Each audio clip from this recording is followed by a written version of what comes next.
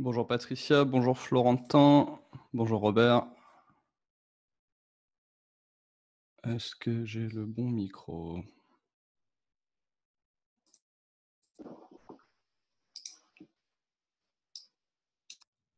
Hop.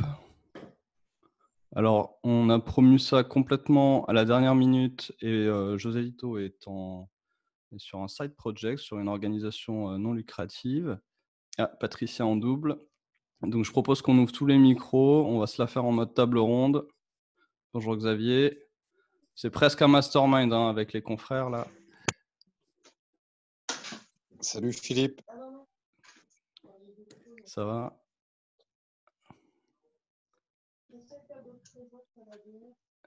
Alors, on a presque tout le monde. Il manque plus que Flora, je crois. Donc, bonjour, bienvenue. Ouvrez vos micros si vous voulez et si vous n'avez pas de bruit derrière vous.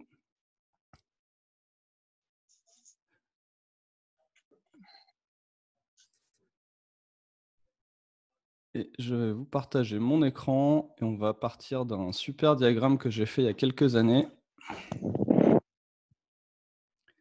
Et on va parler canaux. Donc, n'hésitez pas à envoyer tout de suite vos remarques, questions, suggestions d'angles. C'est très ouvert et puis ça permettra de préparer un futur webinaire sur l'organisation des services marketing, de la lead gen, etc. Et de la production de contenu comme d'hab.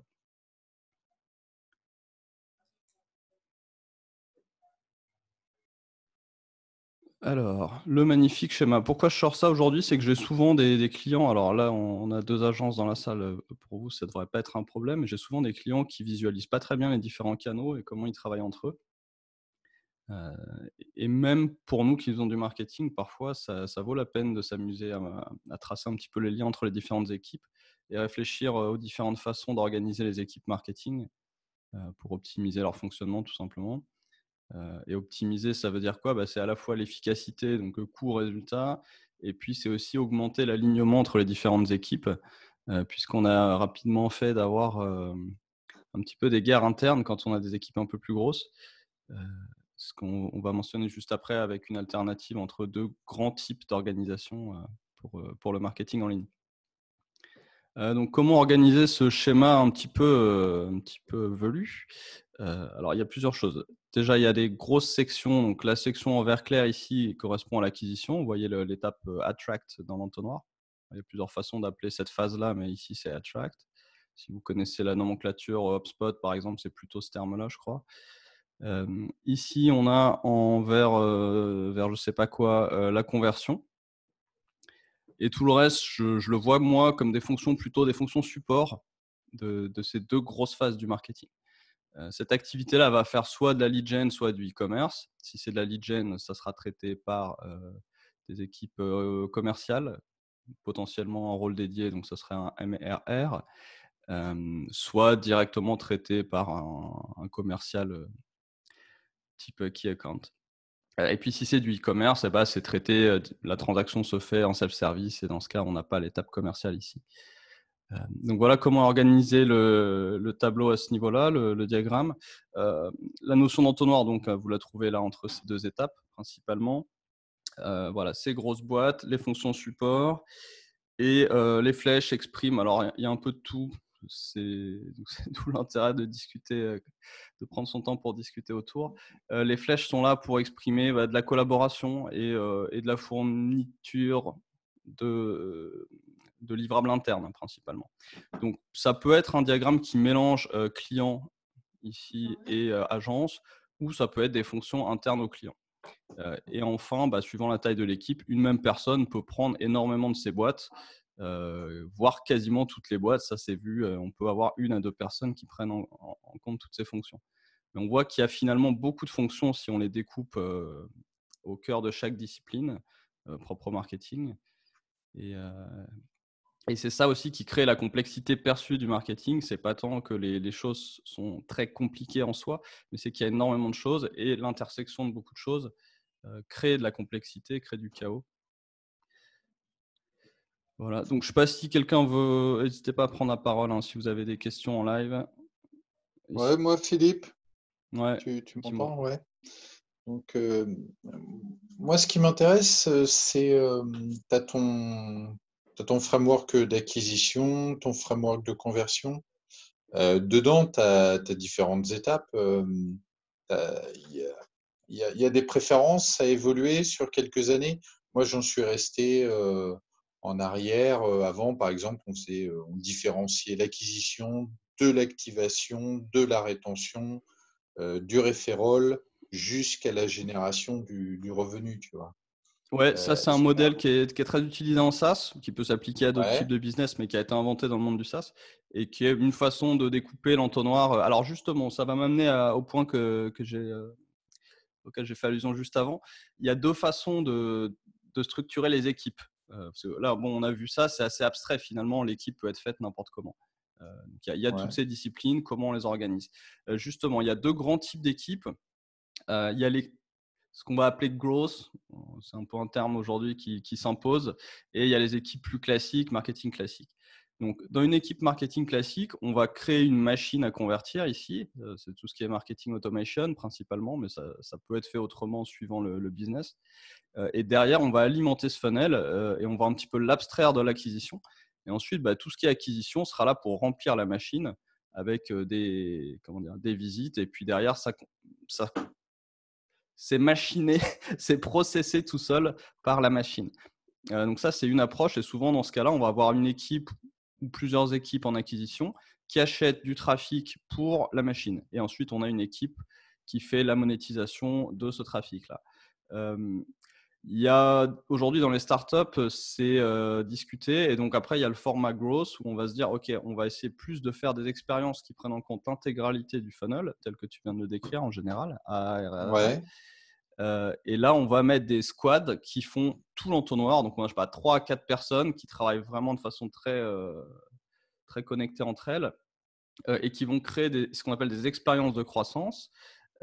C'est-à-dire, je sais pas, on change quelque chose et on va faire passer un nouveau groupe de personnes, une cohorte à travers tout cet entonnoir et on va voir si à la fin, ils ont rapporté plus ou moins. ah ouais, en fait, on obtient des métriques et puis on adapte selon. Par Euh, exemple, on va se rendre compte que telle page va faire plus d'acquisition qu'une.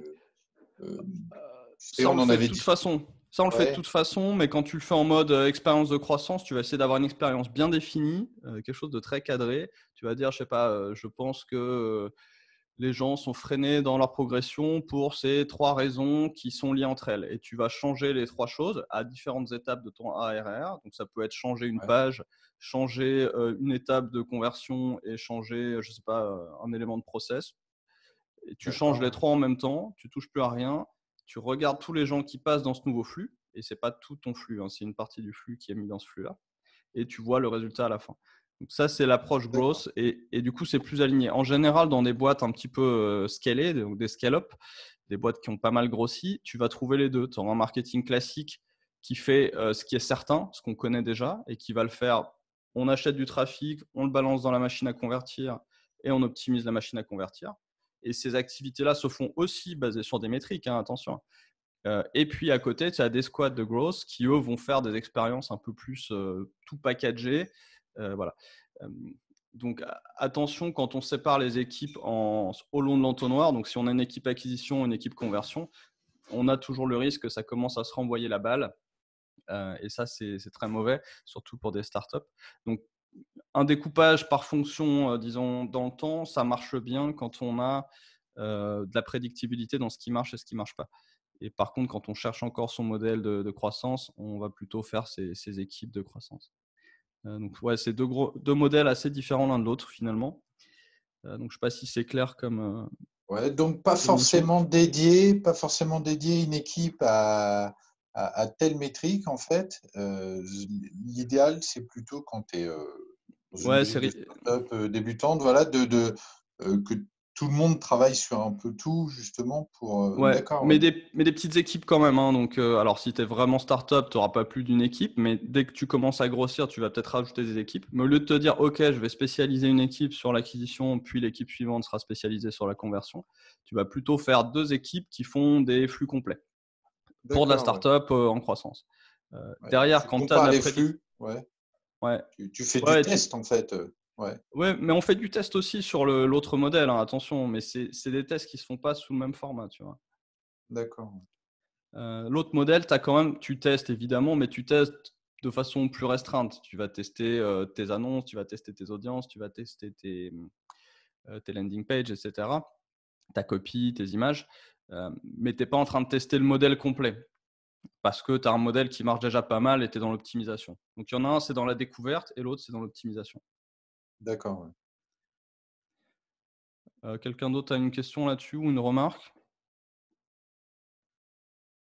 Je ne sais pas si tout le monde a été autorisé à. S'il y a Laurie, hop. Ok, donc j'enchaîne. Maintenant, je vais passer canal par canal, puisqu'a priori, personne n'a de questions, c'est que j'ai été clair sur la structure. Et puis, bah, pareil, si vous avez des questions, des remarques sur certains canaux, je sais pas, dites-nous aussi ce que vous faites, ce que vous faites pas, ce que vous aimeriez tester. Ce sera intéressant pour la suite. Je prévois de faire des éditions en collaboration avec des spécialistes du SEO, des spécialistes de la vidéo, etc. Alors, SEO, on en fait pas mal nous, de la vidéo, on n'en fait pas, donc on va plutôt faire venir des intervenants extérieurs qui, eux, sont spécialisés dans la vidéo et puis qui nous expliqueront comment ils font et ce que ça apporte, combien ça coûte, etc. Alors, je sais pas, je vais les prendre dans l'ordre. Donc, acquisition payante, SEO et contenu. Pourquoi on découpe les trois? C'est des activités assez différentes entre elles. Donc, le contenu, le but, c'est de nourrir le SEO, hein, mais c'est aussi du contenu qu'on va pousser sur les réseaux sociaux et les plateformes vidéo qui aujourd'hui sont un peu considérés comme des réseaux sociaux. Le SEO, c'est toute l'activité qui permet d'obtenir du trafic entre guillemets gratuit. Donc, c'est tout l'investissement qui permet d'avoir du gratuit derrière. Donc, du trafic organique sur les réseaux, sur les moteurs de recherche, pardon. Et l'acquisition payante, c'est tout ce qui est achat de trafic, quel que soit le format. Et donc avec des activités qui peuvent être assez différentes entre elles. Donc je vais rentrer dans le détail maintenant en commençant par, disons, alors le contenu, on a fait plein de webinaires pour expliquer la production de contenu. Donc ça, je pense que c'est clair, de toute la partie éditoriale et qui s'appuie donc sur la compréhension des offres et la compréhension des cibles. Ensuite, il faut les fonctions support qui vont être l'écriture et l'édition. Souvent, on découpe les équipes de rédaction entre rédacteurs et éditeurs. Ça permet d'avoir un éditeur plus senior qui repasse derrière, qui unifie les différents rédacteurs dans un style commun. Et puis, bon, vous savez tous, on a souvent plus l'œil pour repérer les erreurs des autres que les siennes. Donc, c'est souvent une bonne approche d'avoir un éditeur et plusieurs rédacteurs. Donc, souvent, on travaille comme ça. Donc, ça, c'est pour la production de contenu éditorial. Sur le multimédia, c'est assez proche finalement, hein, sauf que c'est des monteurs, des preneurs de vidéos, des preneurs d'audio, etc. Et puis, si vous travaillez avec des clients, on essaye aussi de récupérer du contenu auprès du client, de faire travailler les clients. Par exemple, je pense à des hôtels avec qui on travaille. On essaye de faire prendre des photos aux personnes dans l'hôtel. Et puis, on récupère aussi les photos que les clients postent sur, je sais pas, Instagram pour alimenter les réseaux de l'hôtel. Donc ça, c'est vraiment aussi une grosse tendance que permet le numérique et qui va avec le développement du numérique, des réseaux sociaux. On a mentionné dans des webinaires précédents le Clue Train Manifesto qui disait les marchés sont des conversations, il faut que les gens dans la boîte parlent aux gens hors de la boîte. C'est vraiment la tendance de fond de la transformation numérique. Donc voilà, et tout ça va nourrir l'activité sur les réseaux sociaux où on va poster ces contenus, reposter, commencer à discuter avec les clients à propos de ce qu'on produit.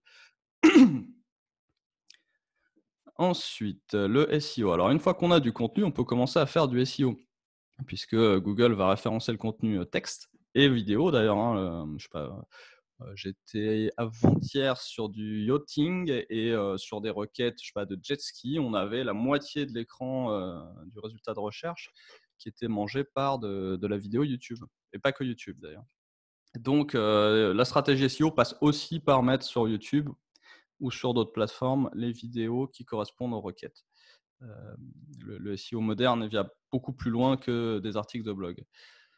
Donc le SEO, qu'est-ce qu'il y a dans le SEO? Il y a l'autorité et la pertinence. La pertinence, c'est est-ce que votre contenu correspond à des requêtes que les gens tapent? L'autorité, c'est est-ce que d'autres gens de forte réputation considèrent que ce que vous faites est bien? Donc comment on fait de la pertinence? En faisant des meilleurs contenus, en regardant ce que font les autres, en comprenant les requêtes des gens. Donc c'est la boîte du milieu, tout ce qui est recherche de mots-clés, compréhension des tendances, c'est vraiment de la recherche. Compréhension des intentions. Donc les canaux de search, qu'on soit en payant ou en organique, c'est un canal où les gens vont taper une requête. Donc c'est vraiment très important de comprendre ça et de le différencier de tout ce qui est affichage, display, réseaux sociaux. Quand quelqu'un tape une requête, c'est qu'il a une intention, il cherche à faire quelque chose. Donc il faut comprendre pourquoi il tape sa requête et lui donner ce qu'il cherche. Comme on l'a dit 15 fois dans les webinaires de production de contenu, résolvez les problèmes des gens. Et donc, c'est ce que nous disait Grégory Coste dans une des sessions après la présentation, si vous étiez là, et il nous expliquait comment lui travaille sur l'intention, et il prend beaucoup de temps pour comprendre les intentions des gens et créer des contenus qui répondent à cette intention. Également, quand vous regardez les pages qui sortent aujourd'hui sur certaines requêtes, vous verrez que Google favorise certains types de pages. Il y a peut-être 5 grands types de pages aujourd'hui qui peuvent sortir dans des résultats de recherche. Et certains types de pages sont favorisés sur d'autres selon le type de requête. Par exemple, je sais pas, si on tape meilleurs hôtels à Lisbonne au hasard ou à Rouen, quel type de page on va trouver? On va trouver des listes d'hôtels. Parce que quelqu'un qui tape meilleur, il veut une comparaison du top. Par contre, je sais pas, si on tape au hasard micro zoom machin n là, qui est devant moi, il va me sortir plutôt des pages produits ou plutôt des articles qui analysent la qualité du produit, des reviews. Si je tape météo Lisbonne, je vais avoir juste des rich snippets sur la moitié de l'écran et ensuite des pages de météo. Bon. Donc voilà, il y a des grands types de pages et il faut comprendre ce qui sort pour les requêtes que vous visez et il faut produire ce type de page. Si vous essayez de ranker des landing pages de vos services alors qu'il n'y a que des articles de blog qui sortent, vous n'avez aucune chance. Donc voilà, comprendre l'intention, comprendre les mots-clés, c'est cette activité de recherche qui est très forte dans le SEO et qui garantit votre pertinence. Pour l'autorité, c'est toute la partie link building. Alors ça, c'est assez compliqué. C'est un petit peu un mélange de production de contenu et de RP. Il s'agit d'obtenir des liens de sites qui ont plus d'autorité que vous. Mais comme ça fait 20 ans que c'est la guerre pour avoir des bons liens, on, c'est une activité qui est assez compliquée parce que personne ne veut donner des liens gratuitement, mais en même temps, Google ne veut pas que les liens soient payés, etc. Donc, c'est vraiment compliqué et c'est une activité à part entière dans le SEO. Je vais couper le micro de la personne qui cuisine et je vous laisse rallumer vos micros quand vous voulez parler. Celui-là, je ne sais pas comment le couper. Alors, je vous laisse auto-couper et auto-allumer vos micros selon que vous êtes au calme ou pas. Où j'en étais? Alors, les liens, voilà. Les liens, c'est compliqué. Google ne veut pas que vous payiez, mais personne ne veut filer des liens gratos puisque ça vaut très cher. Si vous connaissez l'index qui s'appelle Domain Authority, il y en a d'autres, mais c'est un des plus connus. C'est un index qui donne à votre domaine un rang. Et évidemment, si vous recevez un lien de quelqu'un qui a un meilleur rang que vous, ça vous fait monter. Et s'il est plus bas que vous, ça vous fait rien du tout. Et donc, ceux qui sont plus hauts que d'autres ne veulent pas trop pointer vers ceux qui sont plus bas qu'eux, etc. C'est très compliqué. Si je reviens ensuite sur la pertinence, il y a encore des notions qui interviennent aujourd'hui d'interface, d'expérience utilisateur. Un utilisateur qui vient sur votre page, qui n'aime pas ce qu'il voit, ça ne répond pas à son besoin, il repart, Google le voit ça. Et ça rentre aujourd'hui complètement en compte dans votre ranking. Également, si le site est long à charger, que la personne repart aussitôt parce que c'était trop lent, Google va le voir et va le prendre en compte. Donc la notion du X ici, vous voyez qu'elle est reliée un peu de loin, mais il faut la prendre en compte dans le SEO moderne. Enfin, le SEO technique, on vient de parler de vitesse. La vitesse, c'est quelque chose qui s'optimise techniquement. Et ensuite, il y a plein d'autres points techniques. On a des checklists, ça fait 300 items à peu près quand on fait un audit technique de site. C'est un peu bête et méchant en termes d'analyse, parfois un petit peu plus subtil en termes de correction. et on a des dizaines, des centaines pour le coup de points à respecter pour avoir un site optimisé. Par exemple, on trouve toujours des sites avec des, je sais pas, les titres sont dupliqués ou les titres sont pas dans l'ordre, les titres sont vides, les titres sont mal écrits. Il y a des pages en trop, il y a des pages pas redirigées, il y a des pages redirigées qui ne devraient pas l'être. Plus le site est gros, plus on en trouve. On arrive des fois sur des sites qui font 50 000 pages. Et en fait, il y en a, je sais pas, un cinquième d'indexé. Enfin, bon, c'est un petit peu la cour des miracles SEO technique. Et pourtant, c'est entre guillemets facile. C'est la partie la plus bête et méchante du SEO. Donc, si vous avez un truc à faire, faites ça. Faites faire des audits, corrigez tout. Et vous avez déjà fait un petit pas. S'il n'y a pas de questions, je passe au payant. Si, moi j'en ai une, Philippe. Dans ton SERP, justement, tu prenais l'exemple des jet skis là. Ouais. Si avec les vidéos, donc tu effectues une recherche et tu tombes sur la page, la moitié des réponses de Google sur ta page one, ça va être des vidéos. Est-ce que ça veut dire que toi, tu as l'obligation de faire de la vidéo pour monter sur le SERP One de Google? Ah, ça dépend ce que tu appelles SERP1. Pour moi, SERP1, c'est le premier résultat classique, c'est-à-dire texte. Mais ce qu'on voit aujourd'hui, c'est que souvent, avant ton numéro 1, tu as plein de choses. Donc, si la moitié de ton écran en desktop C'est et ça, parfois un peu plus en mobile est pris par autre chose, tu vas voilà. être moins vu. Donc, tu auras moins de trafic. Si Google met de la vidéo, c'est que l'intention d'une bonne partie des gens qui viennent, c'est de regarder des vidéos. Ou en tout cas, ils Donc, savent que… voilà, Ouais. donc tu suis, ok, t'as Et tendance justement à faire ce que les. Mais comment te différencier? Parce que, c'est- je veux dire, c'est la au lieu meilleure d'aller, question. voilà, C'est un marché, la recherche, comme tout le reste. C'est un marché, les places sont chères. Donc, il y a une quantité relativement fixe de demandes. C'est un flux, tu as un flux de demandes qui est, je sais pas, 50 personnes par mois ou 200 personnes par mois ou 5000 personnes par mois tapent Wave Runner versus Skidoo, en l'occurrence pour les jet skis. Euh, Ok, bah Google va montrer ce qu'il pense répond le mieux aux gens qui tapent Wave Runner versus Skidoo. Maintenant, c'est une bataille et tu fais mieux, puis demain, quelqu'un d'autre fait mieux. Et c'est une bataille qui est pour le client, mais quand même, il faut que Google soit d'accord avec toi sur ce qui est bon pour le client. Donc, il faut que tu séduises Google avant de séduire le client. Mais ensuite, Google va regarder si tu séduis vraiment le client, tu vois. C'est très dynamique, c'est un marché. il n'y a pas réellement de hack qui va être de dire, bah tiens, si tout le monde met de la vidéo, moi je vais faire de la photo ou un texte ou pour repasser devant. Ça fonctionne pas, quoi. C'est pas toi qui décide, c'est Google. Google, il a des milliards de requêtes et il a ses algorithmes, il a son intelligence artificielle et il décide, il comprend ce que les gens veulent. Si maintenant, toi, tu as compris mieux que tes concurrents et investi plus que tes concurrents sur certaines requêtes, bah, tu peux passer devant. Mais c'est vraiment l'intersection de tous ces points-là, hein, Ouais. technique, optimisation, compréhension du besoin. Et parfois, ça vaut pas la peine d'investir. Il vaut mieux aller en payant ou il vaut mieux faire autre chose.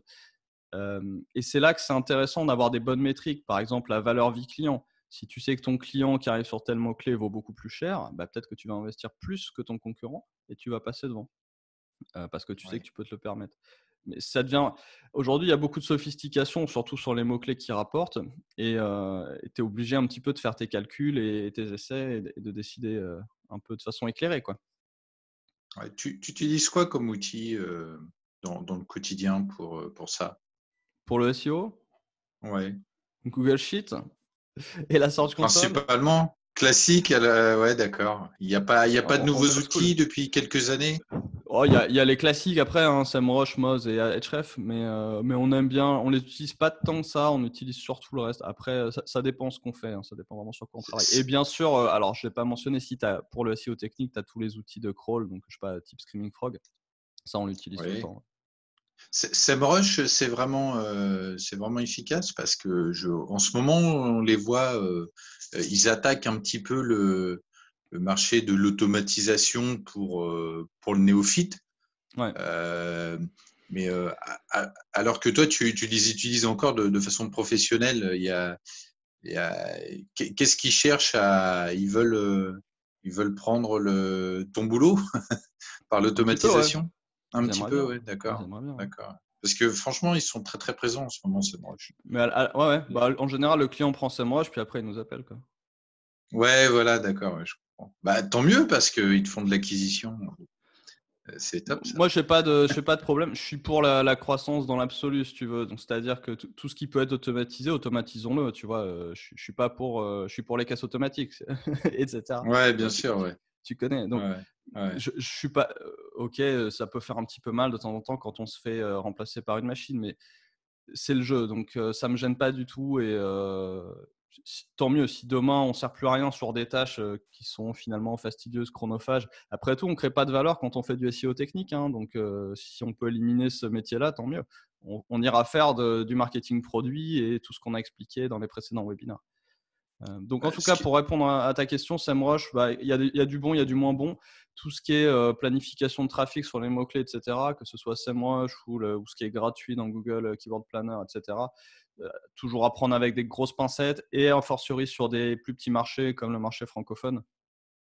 Euh, Ouais, je- Ouais, pincettes, pincettes. ouais, surtout pour le local, en fait. C'est le point final. Donc, je disais, c'est un marché. Enfin, le search, c'est sophistiqué, c'est des marchés où ça bagarre. En même temps, tu as plein de marchés qui sont très loin d'être au top compétition. Et bah, tu as plein de marchés locaux où tu peux exploser tout le monde si toi, tu es un quart de sophistiqué par rapport à d'autres marchés. Et comme le marché local, finalement, est à la traîne sur certaines verticales, voire toutes, tu arrives à exploser tout le monde et tu prends 2-3 ans d'avantage. Bah, Genre, tu c'est as vrai des que c'est un marchés où peu. les gens laissent leur site mourir, tu vois, alors qu'ils avaient un super ranking. Enfin, Oui, il y a, je pense ça pour moi. Il y a l'exemple aussi je regardais la dernière fois sur, tu sais, Google Maps, les petits artisans, commerçants, etc. mhm. Il y en a quasiment aucun qui n'a, par exemple, mis son spot, tu sais, sur la Ouais. carte, quand tu navigues sur la. Alors Sur Google qu'aujourd'hui, Maps, quand même, My Business. ça Eh, devient la base, quoi. Je veux dire, bah ouais. c'est, Je vais dans pas mal de villes aujourd'hui en Europe et en Asie. Dans l'ensemble, tout y est dans les grandes villes. Il manque plus grand chose. Par contre, c'est souvent les horaires sont pas à jour, tu vois, surtout là avec le Covid, les mecs sont encore fermés et c'est marqué que c'est ouvert. Bon, ouais. ça commence à être vraiment exhaustif et en plus Google a cette approche où il demande aux gens ah bah, c'était fermé, préviens-moi, tu vois, et il essaye de pousser le propriétaire, le gestionnaire à mettre à jour sur la base des infos données par les clients. Bah, Voire il force, tu vois. ouais, pour la défense des petits commerçants, ça reste encore assez, comment dirais-je, c'est pas intuitif, l'ergonomie de Google en back-office là-dessus. C'est-à-dire que Ouais, en mobile, le ça va petit, maintenant. ouais, enfin, le petit commerçant qui connaît pas grand-chose, c'est, je veux dire, par exemple, mettre ton spot sur ta carte, en devenir propriétaire, dire que c'est Hmm. toi qui contrôle le truc, bah, c'est pas du tout intuitif pour un petit commerçant qui touche pas trop à l'informatique à la base, hein. On a des. Ouais. C'est vraiment pas friendly user, hein, au niveau de. Enfin, je trouve. Après, tu as le choix, hein. Soit tu fais l'effort, soit tu prends une agence, soit tu restes comme ça et puis tu attends que tout le monde soit sur la map et pas toi, quoi. C'est toujours pareil. Du coup, toi, ton As- intervention, elle est super pertinente auprès des TPE, Ouais, des petites PME boîtes. qui sont en retard là-dessus. Et en termes d'agence, bah, c'est compliqué quand même parce que c'est ce qu'on disait l'autre fois, c'est des petits contrats, hein, donc il faut être vraiment industrialisé pour gérer ça. Donc là, je ne l'ai pas noté le SEO local, mais c'est une branche à part entière qui est un petit peu un mix des trois. Euh, Ouais, Dans le c'est à sens où, différencier. Ouais, bah, parce que tu apparais dans les SERP, mais tu ranques pas ton site en fait, tu ranques ton profil dans Google Maps et d'autres ouais. plateformes type Yelp, etc. si tu es aux États-Unis. Donc c'est une branche à part entière. On a des process exprès pour ça, on a des produits. Après, aujourd'hui, on n'est pas tant industrialisé que je pourrais faire vraiment ma rentabilité sur des tout petits artisans. Mais on en fait un petit Mhm. peu. C'est un bon exercice pour les juniors chez nous, comme tu as pu le constater d'ailleurs. Euh, Effectivement. alors, s'il y a d'autres remarques, questions, je vois des trucs qui s'allument, mais j'ai pas José Lito pour faire le. Moi, quand je clique sur QR, je vois rien en fait. Moi non plus. Alors, la personne qui a allumé une question, n'hésitez pas à allumer votre micro. Je ne sais pas qui c'est. Je ne peux pas lire la question. Comment on fait? Tu vois, l'informatique, c'est pas intuitif. Ouais, dans la section questions-réponses, je ne Non. vois rien, moi. OK, bah, j'ai un petit 1 rouge, mais je ne sais pas. Bon, écoute, pas de micro allumé, je continue. Alors, acquisition payante. On parlait de SEO donc. Le pendant, payant du SEO, c'est le SEA, Search Engine Ads, Advertising ou SEM et SEM, non, pour moi, ça recouvre les 2, hein, SEO, SEA. Donc AdWords ici, qui était renommé Google Ads depuis le jour où j'ai fait ce schéma, ça vous dit à quelle époque je l'ai fait. Donc pareil, c'est des gens qui font des recherches, donc c'est, une intention. Heu, c'est très utile si vous avez des petits moyens, alors vous lancez pas dans le SEO avant de faire un peu de SIA, comme ça en allez 2 mois, vous aurez, les vrais chiffres des mots-clés au lieu d'avoir les prédictions de SEMrush ou de Google, qui valent pas grand-chose. Vous aurez la longue traîne, vous verrez les petits mots-clés auxquels personne ne pense et qui n'apparaissent dans aucune prédiction et vous verrez les volumes, vous verrez les coûts. Vous pourrez comparer ces coûts aux coûts de faire du SEO et vous aurez aussi, éventuellement, si votre cycle est un petit peu court, vous aurez la rentabilité de ce trafic-là. Vous pourrez voir s'il convertit, s'il convertit pas, est-ce qu'il convertit, plus cher, moins cher que d'habitude? Est-ce qu'il reste longtemps ou pas? Donc ouais, le SIA très utile pour préparer le terrain du SEO. C'est souvent ce qu'on fait d'ailleurs sur des boîtes qui démarrent en SEO. On leur fait une petite mission SIA avant tout pour, collecter du mot-clé. Heu, voilà, donc c'est comme le SEO en immédiat. C'est aussi un marché, donc en gros Google vend aux enchères, les spots, donc plus c'est haut, plus c'est cher. Et puis, bah, c'est ce qui prend de la place avant les résultats, donc si vous êtes premier en SEO, bah, vous êtes toujours sous le SEA. Donc si c'est une requête qui a, du payant, vous pouvez vous retrouver assez bas finalement et voilà et puis il y a tout ce qu'on appelle les extensions, si vous n'êtes pas habitué, qui permettent d'avoir, des numéros de téléphone, votre spot sur la carte, bon plein de choses, qui pareil peuvent prendre plus ou moins de place dans les SERPs. SERP, c'est, les résultats, de recherche, la page de résultats de recherche, pour ceux qui n'avaient pas suivi. Donc ouais, je sais pas s'il y a des questions, je n'ai pas grand-chose d'autre à dire ici. Les process se rejoignent sur la partie recherche de mots-clés et derrière, c'est surtout de l'optimisation, c'est-à-dire, bah, voir ce qui coûte plus, voir ce qui coûte moins et puis, augmenter ce qui marche bien, baisser ce qui marche pas. Pas de Page 2 questions. sur Google, ça sert à rien, on est d'accord, hein. C'est À vraiment. moins que ce soit un volume gigantesque, tu vas pas ouais, tu vas pas en tirer, Ouais, pour les hôtels ou des choses comme ça, peut-être, les voitures, à la limite, les concessionnaires, des choses. Mais je veux dire, quand tu es un. Si, Tu me parles en SEO, SEA là? Bon, de toute façon, en SEA, il y a très peu de choses qui sortent en page 2, mais un enfin, point quand même sur AdWords, il y a quand même des variantes après assez importantes qui sont Google Shopping. Google Shopping, c'est du oui. search, mais c'est très différent. Donc, si vous avez un e-commerce avec des gros volumes, Shopping marche vraiment très bien, beaucoup mieux Moi, j'ai que j'ai des une annonces question texte. toute bête, en fait. Parfois, quand j'effectue ma recherche Google, je cherche Google tout. Tu vois, tu as l'onglet, tu as différents onglets dans ta recherche Google. Ouais, Après, tu as tes images, vidéos, actualités. Est-ce que ça se cible? C'est-à-dire, ouais, bien sûr. voilà, on préfère parfois ne pas. Bon, bah, on se dit, tiens, le prix de la place, c'est trop cher sur Ah, le tout. en Mais payant, il y je vais. a, il y a- il y a peu de choses, Voilà. hein. Alors, tu n'as pas de payant sur image, tu n'as pas de payant sur, même sur vidéo, il y a pas de payant, il y a que le shopping et même actu, j'ai un gros doute. Donc ça se cible en SEO surtout, c'est-à-dire si tu crées de l'actu, tu veux être dans actu. Si tu Voilà. vois que c'est Donc, une requête à images et qu'il y a des images un peu en featured dans tout, tu vas, essayer d'optimiser donc, tes images un peu plus. pour comparer un jeu vidéo, le pay to win, c'est la recherche classique.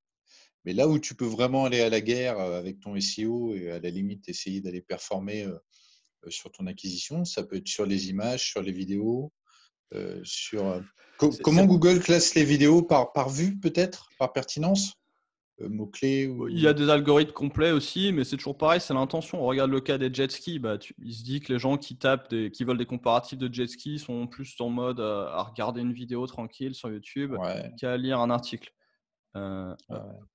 donc, euh, Dans un cas comme celui-là, tu vas mettre ta vidéo. Mais attention aussi, quelqu'un qui clique sur un lien, il est sur ton site, il va peut-être convertir plus facilement que quelqu'un qui a vu ta vidéo. Donc, si tu prends tout ton entonnoir en compte, c'est pas toujours rentable d'aller sur les autres supports, hein. Donc, Ça veut dire que si tu l'amènes d'abord sur ta vidéo plutôt que sur ta landing page, tu as intérêt à ce que dans ta vidéo, les canaux d'acquisition eux-mêmes soient prévus, etc. C'est ça? voilà, c'est la flèche qui est là en fait. C'est comment tu les renvoies derrière vers la monétisation. Donc, bon, tout Ouais, dépend ouais, si ouais. tu as du temps et de l'argent, tu vas faire de la notoriété. Mais sinon, et après, c'est parfois un pis-aller, quoi. S'il y a pas de place en texte, mais que tu as réussi à te placer en vidéo, c'est mieux que rien. Sauf si ça rapporte rien, auquel cas, Si tu as réussi à te placer en vidéo, justement, tu vas te concentrer pour que ta vidéo fasse de la conversion, quoi, c'est ça, justement. l'étape suivante, Ouais. on y arrive après, c'est comment tu optimises ce que tu as déjà. Et parfois, il y a des trafics qui sont achetés, hein. Optimiser, c'est aussi jeter ce qui sert à rien. Donc, en gros, Ou ne pas le faire en premier lieu. si je veux résumer, je lance un filet avec de la vidéo, etc., différents canaux d'acquisition. Et ensuite, ma conversion, je la travaille sur ce canal. C'est un peu comme ça qu'on procède ou... Ça dépend de. Pareil, on parlait de growth tout à l'heure. Donc, quand tu es en expérience de growth, tu vas peut-être être un peu plus large, mais tu essayes toujours de coller à une hypothèse. Donc, tu dis je pense que X, donc si je fais Y, mon X sera mieux. Bon. Donc, tu fais ton Ouais. Y et tu vois. Après, quand tu es un peu plus dans le marketing classique prédictible, tu vas carrément dire, je sais pas, là, on m'a demandé d'acheter du trafic de personnes qui dirigent des CE et qui achètent un certain type de produits via les CE sur des boîtes de plus de 50 personnes dans 2 départements du sud de la France que je ne citerai pas. Ok, donc là, je dois aller acheter du trafic très ciblé. Ou j'en ai un autre, je sais pas, je dois acheter du trafic et choper des emails de personnes qui jouent au golf en région parisienne, autour de Genève et autour de Lyon. Mhm. Ok, donc là, on va vraiment acheter un trafic très précis pour alimenter une machine à conversion, quel que soit le type de conversion, parce qu'on sait ce qu'on veut. Après, on a des cas où on ne sait pas faire. Donc là, le golf dans ces 3 régions, très facile, je sais les trouver, je sais les acheter à très bon prix, parfait. Parfois, on me demande des trucs, je ne suis pas capable de les trouver. J'ai personne avec moi qui sait les attraper, donc on lance des choses beaucoup plus larges, soit des campagnes Facebook à 2 bandes, on peut en parler là tout de suite, soit, je ne sais pas, on cherche, on essaye d'être créatif, et c'est là que le marketing devient complexe, c'est que tu peux mélanger beaucoup de choses entre elles pour arriver à atteindre ton résultat. Et suivant comment tu as mélangé ces différentes pièces, ton coût total et ton résultat, ton bénéfice total ne sera pas du tout le même. Voilà, donc Ouais, et sur puis, AdWords, il y a. Ouais. avec le phénomène des applications, finalement, je veux dire, avant, il y a encore pas si longtemps que ça, je prends même pas 10 ans en arrière, tu cherchais tout sur Google. Moi, aujourd'hui, quand je cherche un truc, des fois, je passe même pas par Google, je vais directement sur YouTube, sur mon application. Exact. Voilà. Et ça.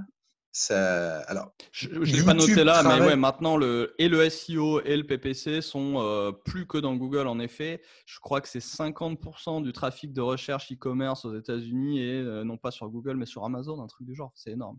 Ouais, et pourtant, ça se croise finalement parce que tu es toujours dans les résultats Google. Euh, Ouais, mais c'est des marchés, donc tu as un flux X, tu as un flux Y, et il y a des flux qui baissent, des flux qui montent. Le total peut augmenter ou baisser selon comment va l'économie et quelles sont les tendances. Mais c'est sûr que ouais, il y a plein de choses qui ont changé de support. Les taux de clics de première place, deuxième place, troisième place Google ne font que baisser depuis 10 ans. Ça ne fait que baisser, hein. Et ben avec tous les trucs que rajoute Google. J'ai des copies d'écran incroyables où il y a un écran et demi qui est occupé par tout sauf le premier résultat des SERP. Le premier résultat arrive après un écran et demi. Ah ouais, c'est dingue. Je Ouais. parle de Google, hein. Si ça Ouais. vous intéresse, je vous enverrai la copie d'écran. Envoyez-moi un petit message après, le temps que j'aille la rechercher, mais je sais où elle est. Mais ouais, ça va très loin parce que Google rajoute des choses selon ce que lui pense intéressant et pour lui et pour l'utilisateur, en devinant leur intention, en analysant leur comportement. Et voilà, on a des sapins de Noël et tu es premier dans Google, mais tu es en milieu du deuxième écran, quoi. Ça veut dire que pour certains produits, concrètement, tu vas même pas chercher à passer par Google, tu Exactement. vas aller directement sur Amazon et c'est là que tu vas travailler. Ouais, et sur Ils ont... Amazon, on fait et du SEO et de l'e-réputation parce qu'on chope comme un peu du local, il faut choper les bonnes reviews. Et enfin, il y a du PPC sur Amazon et aujourd'hui, c'est un vrai canal qu'on voit pas ici, qui est dans Other, mais qui est comme du AdWords, mais directement dans Amazon. Et d'après toi, c'est un peu les mêmes algorithmes ou pour Amazon, c'est quelque chose de totalement différent? C'est pas la même boîte, donc ils travaillent pas exactement pareil, mais bon, ça se ressemble beaucoup. Ça se ressemble beaucoup finalement. Ok. Après, tu fais l'un, tu fais l'autre. Bon, là, il n'y a pas LinkedIn non plus. LinkedIn, on est plus sur du display. Donc, LinkedIn, ça va ressembler à Google Ads et à Beaucoup YouTube. de, beaucoup de B2B LinkedIn ou parce que Oui, on oui, voit oui. de plus en plus les Même en spams pour B2B, les assurances, etc., que tu reçois par message. ouais, j'y Quand ils échappe encore à t'ajoutent. ça. Ouais, ouais. Euh, les- ouais, bah, il y a beaucoup d'amateurs. LinkedIn, c'est un peu la rue vers l'or en ce moment. On en Ouais, voit déjà ouais, la ouais. fin, je pense. Mais allez, encore un peu. Il reste encore un an, je pense. Il y a YouTube qui marche bien aussi. Pour répondre à sur LinkedIn, c'est intéressant parce que le B2B, même sur LinkedIn, c'est rarement là que c'est le plus rentable. Aujourd'hui, j'ai vu des expériences Facebook, AdWords, YouTube, LinkedIn, et en général, le CPL le plus élevé, ça sera LinkedIn, en B2B. Hein. Ah, c'est Tu as des impressionnant. meilleurs CPL en B2B sur Facebook que sur LinkedIn. Mais je ne devrais pas le dire, il y a mes chers confrères qui me regardent. Euh, non, souvent, ça dépend vraiment de ce qu'on fait et du type de business, mais ça arrive fréquemment qu'on ait des résultats plus avantageux sur Facebook parce que LinkedIn est très cher hein, pour plein de raisons. LinkedIn cherche plutôt à toucher des grosses boîtes quand même. D'accord. Je pense qu'ils cherchent encore leur modèle, là, ils commencent à le trouver, mais ça reste. Bah, Bon, l'avantage qu'on voit tout de suite chez LinkedIn, c'est que concrètement, tu bah, t'as que du choper business. le, bah, et puis choper le N+1 est plus facile qu'à l'accueil d'une grosse boîte, tu vois. Ouais, Et sauf quand les gens ça n'y sont permet de pas. Ouais, chanter, ça permet de chanter un peu les échelons, tu vois. Enfin, ouais, mais ça, moi, c'est à la main. Ça, c'est pas en pub. d'accord. Ah, tu peux pas encore l'appliquer en pub, on ne sait pas faire ça encore. Tu me mets le doute, mais bah, si, tu peux cibler par poste, mais encore faut-il que les postes soient standardisés. Et je sais pas, je parle au chargé de marketing et responsable marketing, et tu verrais on, on arrive sur des niveaux de personnes qui sont pas du tout les mêmes à titre égal, quoi. Donc, les gens mettent un peu D'accord, ce ouais. qu'ils veulent dans leur titre. Ouais. Ouais, c'est vrai, c'est vrai. Voilà, donc ça c'est le PPC, donc c'est alors pay-per-click, SEA, c'est à peu près la même chose en général. Donc on a l'équivalent sur Amazon et enfin on a toujours en pay-per-click, donc c'est-à-dire qu'on paye par clic, on paye pas par impression. On a le shopping. Le shopping marche à peu près pareil, sauf que c'est des vignettes avec votre produit au lieu d'être une annonce texte. Et ces vignettes ne sont pas créées à la main comme on créera des annonces texte ou créées dans un tableur. Elles sont créées à partir d'un flux qui vient de votre boutique. Donc, vous pouvez avoir 30 000 produits comme on a avec un client.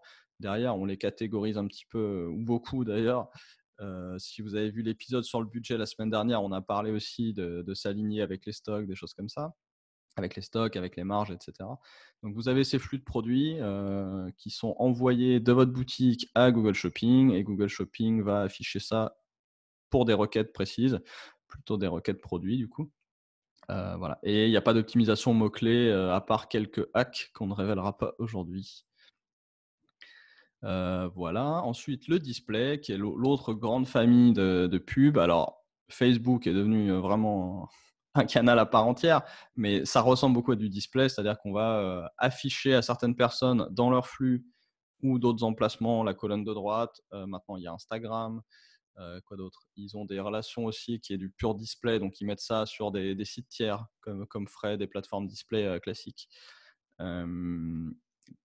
Voilà, donc vos annonces, il y a, je sais pas, il y a bien 10 formats maintenant, sont à ces différents placements, vous pouvez choisir lesquels. Et le gros avantage de Facebook, c'est que là, on n'a plus une intention, on n'a plus une recherche, mais on a un profil. Donc pour quelqu'un qui ne cherche pas quelque chose en particulier, Facebook est souvent beaucoup plus efficace. On a aussi des formats d'annonces qui sont les lead ads, donc c'est des annonces où vous pouvez collecter un formulaire directement sur Facebook, extrêmement efficace aussi dans certains cas, en lead gen. Ça vous évite d'avoir optimisé, vous sautez l'étape monétisation quasiment. En tout cas, la première étape qui est la conversion, attraper le premier email et puis vous pouvez tout de suite enchaîner avec vos automatisations. Qu'est-ce que j'allais dire? Ouais, Facebook, Leads. J'ai perdu mon fil. Oui, les audiences. Comparé à Google, oui, une intention. Oui, j'allais faire le lien avec les budgets, c'est ça que je voulais dire. On a parlé de budget l'autre jour, on parlait de ventilation et on parlait de benchmark. Quelqu'un demandait est-ce qu'il faut mettre plus sur l'un, plus sur l'autre et dans quel cas. Typiquement, on a vu des e-commerce, c'est deux e-commerce. Il y en a un, c'est que du Google Shopping, l'autre, c'est que du Facebook Ads. Pourquoi? Il y en a un, c'est des pièces de rechange. Les gens veulent leurs pièces, ils savent la pièce qu'ils veulent, ils tapent pièce machin, ils ont leurs pièces, ils sont contents. Il y a une intention, il y a un marché de recherche, il y a un flux de recherche. L'autre cas, c'est des produits de décoration niche. Je crois que je ne peux pas dire quoi, mais je cherche une analogie. Un produit de décoration niche, vous n'avez pas prévu de l'acheter. Je sais pas, pensez à des canards en plastique très jolis et très marrants. Jamais de votre vie, vous avez cherché à acheter un canard en plastique, mais un jour, vous allez le voir sur Facebook, votre copain va liker, et puis vous allez l'acheter parce que c'est marrant et c'est pas si cher. Donc, vous voyez le deux types de business. Et il y a des business qui sont à cheval et qui marchent très bien sur les deux. Hein. Mais parfois, vous n'avez aucun trafic de recherche parce que le produit n'est pas connu. Il n'y a pas de besoin, il n'y a pas de demande. Et parfois, c'est l'inverse. Le gros du trafic vient de gens qui cherchent le produit en question et qui ont juste besoin d'être guidés, de voir les prix et les conditions de livraison. Voilà. L'intérêt principal de Facebook Ads, c'est vraiment les audiences ciblées, d'une part, le remarketing, d'autre part. Remarketing qui peut être dynamique aussi. On parlait de flux pour Google Shopping.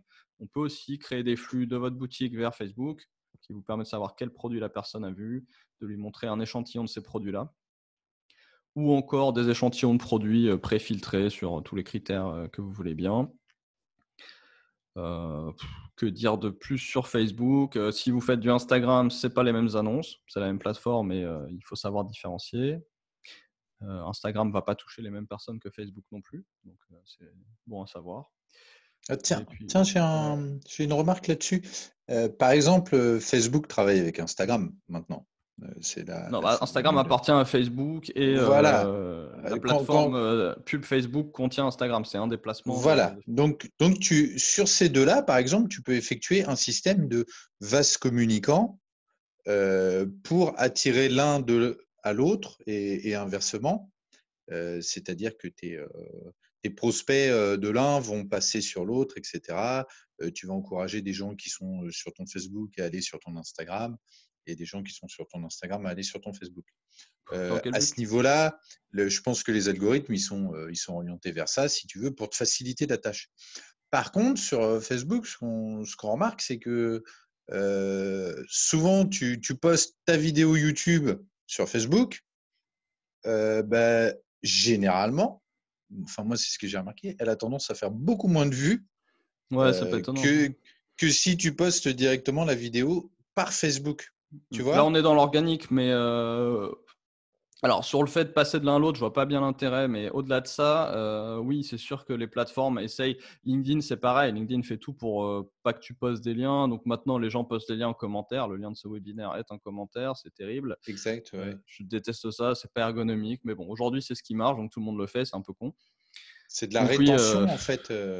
Ils font de la rétention ouais, d'utilisateurs, ouais, c'est ça, pour ils les font leur empêcher. boulot de monopolistes.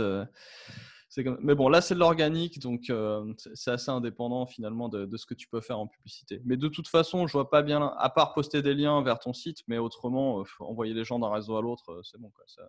C'est plus intéressant, c'est plus. Parce qu'à l'époque, Non, c'était assez pertinent. ouais, mais ça veut dire que tu continues à cultiver encore sur les terres de Facebook. Alors, tu fais double effort pour que les gens soient doublement chez Facebook, mais des deux côtés, c'est Facebook. Donc, t'es pas chez toi. Ramène les gens chez toi, mets-les sur ta liste email. D'accord. On fera une édition juste là-dessus. Les actifs numériques, arrêtez d'être des métayers. Si vous savez ce qu'est un métayer, c'est Ouais. les paysans sans terre qui cultivent la terre d'un seigneur ou d'un fermier qui, lui, possède la terre. Et c'est exactement ce qu'on fait. On le fait chez Amazon, on le fait chez Facebook, on le fait chez Google, on le fait chez Booking.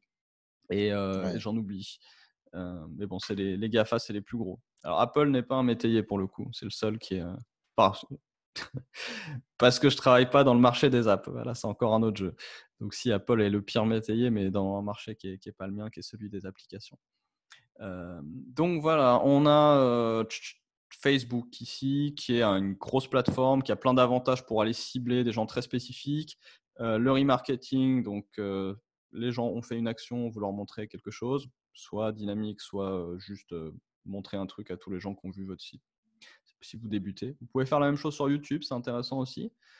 YouTube qui appartient à Google, pour ceux qui n'ont pas ça en tête. Et un dernier point sur Facebook, tout ce qui est lookalike qui marche de mieux en mieux parce que l'intelligence artificielle progresse et les bases de données aussi. Donc, vous êtes aussi à même de trouver des gens qui ressemblent à d'autres gens qui ont fait certaines choses qui vous intéressent, type des conversions. Et c'est là qu'on a notre pont avec tout ce qui est email automation. Vous avez un petit peu les mêmes flux en email automation dans Facebook. Donc ici, voilà, tout ce qui est retargeting, je l'ai mentionné là, mais ce n'est pas de l'acquisition, c'est plus cette section. Donc l'idée est celle-là, vous avez votre flux maintenant de visiteurs. Ces visiteurs arrivent sur des landings avant tout, des pages d'atterrissage, et vont commencer à convertir, des micro-conversions, ou si c'est du e-commerce, vous avez tout de suite des conversions, des transactions. Et là, il y a aussi des activités dédiées donc, qui vont être d'emmener les gens plus loin dans votre entonnoir, de les upseller, de les cross-seller, de les relancer par email et par retargeting sur Facebook, sur des réseaux display, sur YouTube. Et il y a encore d'autres plateformes. LinkedIn, on pouvait faire du remarketing sur LinkedIn. Et l'autre activité, c'est d'augmenter les taux de conversion. Quitte à payer le trafic, autant que ça convertisse un peu mieux. Donc souvent, il faut mieux commencer par faire un peu de volume avant d'aller pinailler sur des demi-pourcents. Et après, il faut aller travailler un petit peu ces taux pour économiser sur ce qu'on achète déjà, pour rentabiliser un peu mieux. Souvent, on va jouer sur la couleur des boutons, des conneries comme ça. Commencez par jouer sur l'offre. Tout ce qu'on a expliqué dans les webinaires précédents sur comprenez vos humains, start with human, et ensuite unbundler vos produits pour répondre aux problèmes, répondre aux besoins, répondre aux job to be done. Reprenez ça ici. Essayez un autre lead magnet, essayez encore un autre lead magnet. Avant de varier les boutons, variez les lead magnets. Vous avez peut-être un très mauvais lead magnet. Ça, c'est hyper important, donc il ne faut jamais oublier ça. Et d'où le lien ici avec toutes les fonctions support. Le CRO, c'est du code, c'est de l'UX, c'est de l'analyse, beaucoup d'analyse, des statistiques, du design. Je ne sais pas, design et UX, vous noterez. Du copywriting. Le copywriting n'est pas du web writing et vice-versa. Quelqu'un qui fait de la rédaction ici, SEO ou éditorial, n'est pas quelqu'un qui fait du copywriting. Ce n'est pas la même chose, ce n'est pas payer le même prix, ce n'est pas la même compétence. Ici, c'est quelqu'un qui fait de la lettre de vente, conception-rédaction en français, quelqu'un qui est expert en persuasion et qui convainc les gens avec ses textes. Et toute l'ergonomie de la page doit être basée sur ce texte et cet argumentaire qui va persuader par écrit, ou qui peut aussi servir à faire une vidéo. Bien sûr, tout ça doit prendre en compte le branding. Et je ne parlerai pas de branding. Aujourd'hui, on fera un webinaire. J'ai une cliente qui est aussi freelance chez Landor, qui est une grande agence de branding à l'international, et j'essaierai de l'avoir en webinaire pour parler branding, ainsi qu'avec mon associé Chantichat, avec qui on fait du branding depuis 2013. Donc, toutes ces fonctions support et le code qui permet d'avoir une page efficace, rapide, confortable, rapide, rapide. J'ai dit rapide. Une page rapide, très important. Et on en revient au SEO. Vous voyez, la boucle est bouclée. Pareil, confondez pas votre homepage et vos pages d'atterrissage. C'est pas la même chose. Une page d'atterrissage, c'est une page qui correspond à un flux de trafic donné. Vous savez quel trafic vous achetez. J'ai dit tout à l'heure les golfeurs en région parisienne. Je fais une landing page pour mes golfeurs en région parisienne. Pourquoi je vais m'amuser à décrire toute mon activité alors que je sais exactement qui va visiter cette page. Donc la landing, c'est pas la home, c'est pas une page produit, c'est une landing. Bien entendu, il peut arriver qu'on utilise des pages produits ou des pages catégories optimisées comme landing, mais posez-vous la question sérieusement, ça fait partie du CRO, quelle page je sers à qui? Il faut vraiment qu'il y ait une adéquation entre la façon dont vous attrapez votre trafic, où vous le relancez, et sur quoi il tombe une fois qu'ils ont fait la première action, donc le clic. Et on a à peu près fait le tour. Ensuite, on arrive plutôt côté client, si je me place du point de vue agence, avec toute la partie service, support, etc. Et puis, il y a cette structure ici, côté commercial, que je ne vais pas décrire là parce que ce n'est pas le propos. Donc, tout ça constitue l'activité de génération de leads ou d'acquisition pour le e-commerce. Et si vous avez des questions, c'est maintenant ou jamais. Ou des remarques. Je pense qu'on a bien fait le tour là aujourd'hui. C'est un bon tour. Enfin, moi, j'ai 1000 questions comme d'habitude, mais ce sera peut-être un autre sujet. Tu peux en sortir une. Une question. La 875e. La 875e, la dernière alors. Non, bah aujourd'hui, concrètement, quel est le budget finalement raisonnable? Est-ce qu'on réfléchit à un budget en termes de valeur absolue ou est-ce qu'on réfléchit à un budget en termes de résultat? C'est pas là la semaine dernière, ça? Bah, si, mais c'est quand même… Non, la semaine dernière, je l'ai raté, tiens. Eh ben voilà. Raté. J'étais là la semaine d'avant encore. Alors, saison 2, épisode 1, je crois, qui s'appelle. Il est sur YouTube /Popigico. Et on a passé 1h30 en comptant les questions sur le budget. On a montré notre template, on a expliqué tout le process pour monter un budget, la façon de penser business, comment créer l'enveloppe totale, comment la ventiler et comment la faire vivre ensuite tout au long de l'année. Bon, je vais aller voir ça alors. Ouais, je vous le recommande. C'était standing ovation, enfin, c'était la folie, quoi. Bon, j'irai consulter ça. Ok. Bon, si vous avez des questions, c'est maintenant, sachant qu'on va refaire un épisode plus orienté organisation, rebouclé sur le content marketing, donc comment produire le contenu avec la méthode qu'on a présentée, mais croisé cette fois avec le SEO, parce que ça va quand même ensemble. Donc, ouais, si vous avez des questions à envoyer, soit là en live, soit à me les envoyer après pour ces prochains épisodes, c'est bienvenu. Ça permettra d'ajuster et de répondre au mieux aux questions.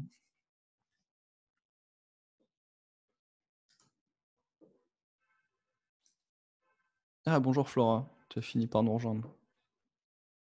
Mais toi, tu n'as pas le droit de parler malheureusement. Je t'ai activé ton micro. Oui, effectivement, j'ai fini par vous rejoindre. Du coup, je t'avais pas allumé ton micro. Tu avais des questions, toi? Non, mais je t'avoue que c'est assez… Moi, c'est un peu tous ces domaines-là, c'est un peu le truc où je suis en mode… ça reste trop compliqué pour moi. Mais j'ai bien entendu, du coup, le fait, effectivement, je pense qu'un jour, je lancerai ça, de faire un audit, voilà, et d'évaluer les choses et voir comment on peut améliorer la com, etc. Parce que c'est vrai que ça fait… Enfin voilà, je sais qu'il y a beaucoup de choses à prendre en compte, etc. Et c'est mine de rien un boulot à un plein temps. Donc je pense même qu'à un moment donné, je prendrai quelqu'un qui s'y connaît dans tout ça, parce que voilà, faut avoir tous les éléments en tête de tous les côtés pour que le site web, etc. Enfin là, pour le moment, nous, on a fait une landing page tout de bateau, quoi. Donc pour le coup, je me suis pas du tout préoccupée du référencement ou quoi que ce soit. L'idée, c'était juste de me dire, bon, bah, quand je contacte un client, après le contact par mail, il peut regarder quand même sur le site et voir qu'on existe, ce qu'on fait, etc. Donc, pour le moment, j'ai pas du tout fait les choses avec un objectif de ramener du trafic sur le site, etc. Donc, je t'avoue que même le Google Analytics, du coup, je le regarde même pas. Il faut aussi qu'on se dise aussi, alors surtout pour des toutes petites entreprises, des indépendants, etc., on n'est pas à l'école, donc le but, c'est pas de tout faire. Hein. C'est ce qu'on disait aussi quand on a parlé budget. Donc, c'est comme tu l'as fait là, par exemple, tu vois, tu as pris deux choses. Tu as pris ta landing page qui est où les gens atterrissent, et puis tu fais, je crois, tu es actif sur LinkedIn. Donc, tu as déjà tes deux blocs. C'est un début. Et c'est pour ça qu'aujourd'hui, je me suis dit, tiens, je vais sortir ce diagramme comme ça. Ça fait un petit peu une checklist. Et quand on essaye de comprendre, et le but aussi, c'est de cultiver cette culture générale avant d'embaucher quelqu'un et de commencer à se dire, OK, ça, j'ai compris, ça, j'ai pas compris. Alors, qu'est-ce qu'il y a dedans? Qu'est-ce qui manque? Qu'est-ce que ça veut dire? Tu vois? Et puis, de les creuser un par un. Et sur 6 mois, 1 an, tu as une bonne vue d'ensemble. Tu comprends un peu de quoi tu as besoin et de quoi tu n'as pas du tout besoin. Et tu peux aller lire quelques articles ou des vidéos YouTube si tu es plus audio. Et après, quand tu embauches quelqu'un, tu es un peu moins, tu te fais moins balader, quoi. Tu arrives à avoir une conversation plus productive et à prendre des décisions en tant que dirigeant. Ouais. Mais c'est ça. Mais d'ailleurs, alors si j'ai peut-être une question sur les sites internet, parce que donc forcément, comme tout le monde, je pense, j'ai mis un formulaire de contact. Comme tout le monde, attends, on en avait vu quelques-uns. Il y en a quand même pas mal, mais alors, depuis que j'ai lancé le site, j'ai pas du coup de prospects ou de clients qui viennent via le site, mais alors, j'arrête pas de recevoir des mails depuis 10 jours Spam. sur des spams. Mais tu es sur WordPress? Non, je l'ai fait sur Wix, le site. Ok, regarde si. Alors sur Wix, et le formulaire de contact, s'il fait partie de Wix, on est d'accord? Il est fourni par Wix? Le contact, ouais, il est fourni par Wix. Ouais. Il doit y avoir une option de ce qu'on appelle un CAPTCHA.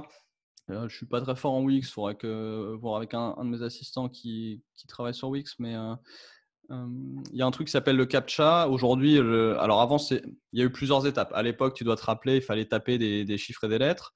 Après, il y a la version je ne suis pas un robot où tu coches et lui essaye de deviner si tu es un robot ou pas.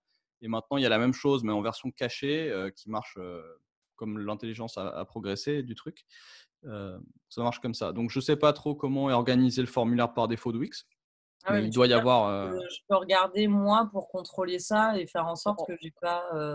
Ouais, c'est une autre clé quand on essaye d'apprendre soi-même, c'est d'aller toujours dans Google et YouTube et de taper typiquement voilà, du trafic de recherche, de taper CAPTCHA Wix ou spam Wix, formulaire de contact Wix, et puis tu apprends facilement avec ça, disons les bases. Okay. Et après, tu vas demander à tes contacts LinkedIn qui travaillent dans le numérique, dans le marketing, et tu leur dis. C'est un truc bête, tu vois, mais je me demandais. Il y a des solutions, ouais. Donc, CAPTCHA, c'est ça. Ton site, ton référencement de ton site aussi, est-ce que ça te le pourrit pas un petit peu, quoi? Les emails spam, non. Il y a d'autres types de spam qui peuvent pourrir ton référencement, mais c'est encore autre chose. D'accord, ok. Ouais, donc ça n'a pas forcément d'impact, même si au final, il y a… Ça a un impact sur ton temps de travail et la propreté de ta boîte mail. Bien sûr, mais du coup, ça n'impacte pas le fait… Google se dit pas, tiens, il y a plein de robots qui envoient qui font des formulaires, mais il se passe… Non, ça non. Il peut y avoir d'autres choses qui ont un impact sur le SEO, mais… Ok. Et après, il y a des débats sur est-ce que Wix est une catastrophe pour le SEO ou non, etc. Mais je pense que pour des très petites boîtes aujourd'hui, oui, des sites comme moi, je sais pas Wix faire c'est vrai que c'est assez… À une époque, c'était vraiment l'horreur. Aujourd'hui, c'est suffisant pour démarrer. Wix, Squarespace, ça ne sert à rien de suroptimiser. Il faut l'optimiser avec les options qui sont disponibles pour respecter les meilleures pratiques SEO. Mais disons que c'est déjà pas mal. C'est mon parti pris et celui de pas mal d'entrepreneurs aujourd'hui.